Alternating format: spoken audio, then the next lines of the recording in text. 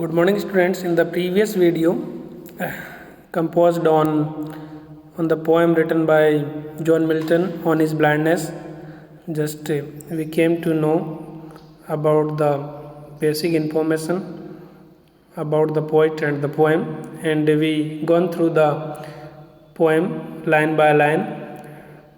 Now, in this video, we will know the technical issues, technical things just used in this poem. Before that, we will go through the recapitulation or the stanza wise summary. In the first stanza, John Milton, the poet, starts the poem with when. Thus, he introduces his ideas in the very beginning. According to him, he often thinks that half of his life or sight or intelligence has been spent in serving humanity, but now he has lost his eyesight, and so his other half life is dark now and wide, and is challenging as well. The one talent of writing which he had is useless now, because without eyesight he cannot write. Thus, it is just a load from the God that has been bestowed on him. The poet laments over the loss of his eyesight and wonders what this talent means for him now, as without eyesight he cannot use it. So, in the first stanza, the poet just proposed a problem, a question, that half of his life he used for the welfare of the human being. He served the man through writing, and he spent half of his life in a better way, in a good way. But this time he has lost his eyesight. So what about his half of the life, rest of his life? He is worrying about his rest of his life. He thinks that it will be a load for him from God's side, and it is challengeable for him to spend the life without eyesight. In the second stanza, we find that the lament of poet turns into a desire and wonder. He says that he desired to serve his maker, but because of this blindness, he cannot do so.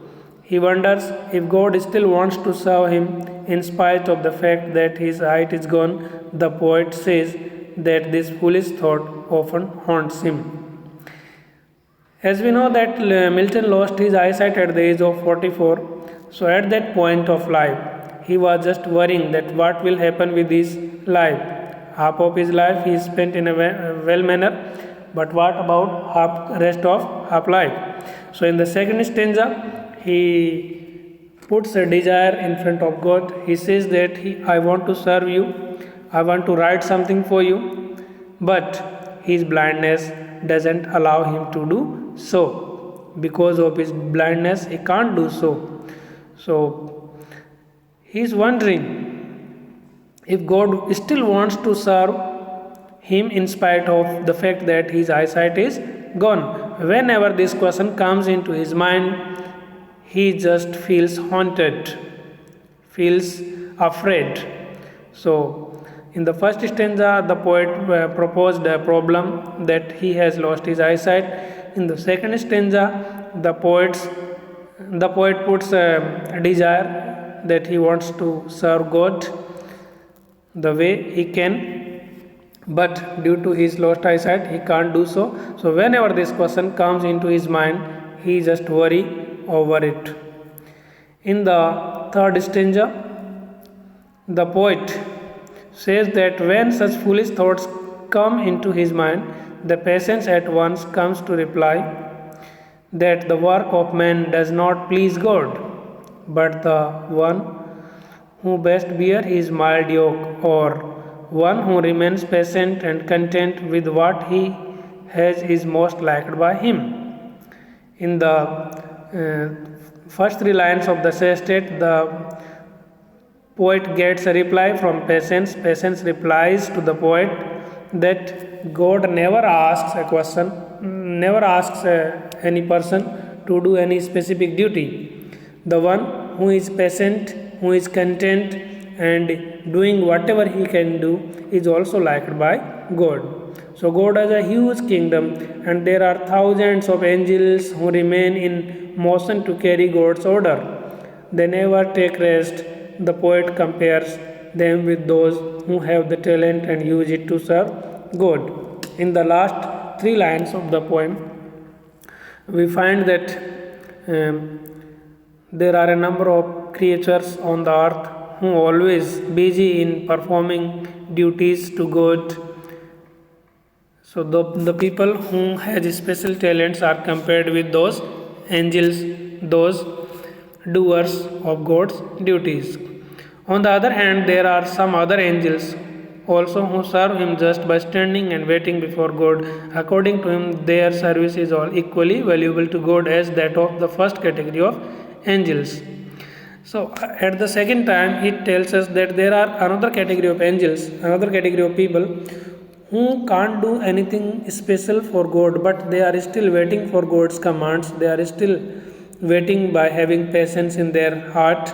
And in the same way, the first type of angels, first type of specific people, they are performing their duties towards God. In the same way, those who are standing and waiting for God's commands are also doing their duties towards God. The poet compares himself with the later angels who just keep patience. Thus, in the end, the poet is find himself content and satisfied. Now, let us move towards the technical issues, technical things used in the poem. The first figures of speech used in this poem. The poem on his blindness, written by John Milton, has certain figures of speech used in it. The first one is pun. What is pun? Pun is a literary device which depicts two or more meanings of a single word or phrase. In this poem, there is a play on the word light. So pun is played on the word light. The word light has two meanings. The one meaning is the eyesight of one's eye, and the another one is life before getting blind.